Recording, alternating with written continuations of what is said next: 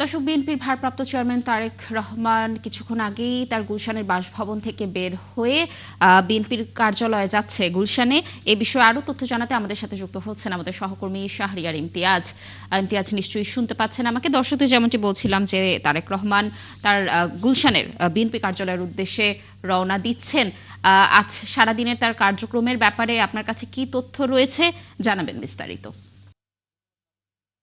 দেখতে পাচ্ছেন যে বিএনপির ভারপ্রাপ্ত চেয়ারম্যান তারেক রহমান এখন তার নিজ বাসভবন থেকে বের হয়েছেন। তবে দলের পক্ষ থেকে বা বিএনপির পক্ষ থেকে কিন্তু এখন পর্যন্ত কিছু জানানো হয়নি যে উনি আসলে আজকে কি চেয়ারপারসনের যে কার্যালয়ে যাবেন নাকি জিয়া উদ্যানে তার বাবা মা যেখানে শায়িত আছেন সেখানে যাবেন। সে ব্যাপারে আসলে সুনির্দিষ্টভাবে কিছু বলা হয়নি। তবে আমরা দেখতে পাচ্ছি যে গুলশান কার্যালয় থেকে ছেড়ে যাচ্ছে গাড়িটি।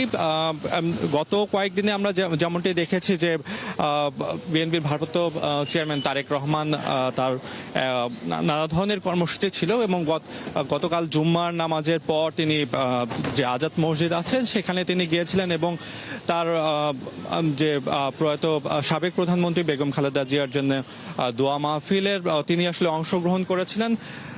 এবং এর সঙ্গে আসলে বিএনপির যারা সিনিয়র যারা নেতারা ছিলেন সেখানেও ছিলেন এবং এর আগেও আমরা দেখেছি যে প্রয়াত সাবেক প্রধানমন্ত্রী বেগম খালেদা জিয়ার প্রয়াত হওয়ার পর থেকে তিনি আসলে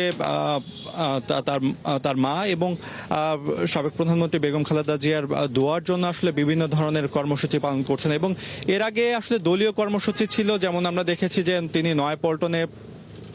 নয়াপল্টনে গিয়েছেন এবং একই সাথে দলীয় নেতাকর্মীদের সঙ্গে বিভিন্ন বিষয়ে আলোচনায় অংশগ্রহণ করেছেন। যেহেতু জানেন যে নির্বাচন আসলে খুবই সন্নিকটে এবং এরই মাঝে আসলে সাবেক প্রধানমন্ত্রী বেগম খালেদা জিয়ার প্রয়াণ।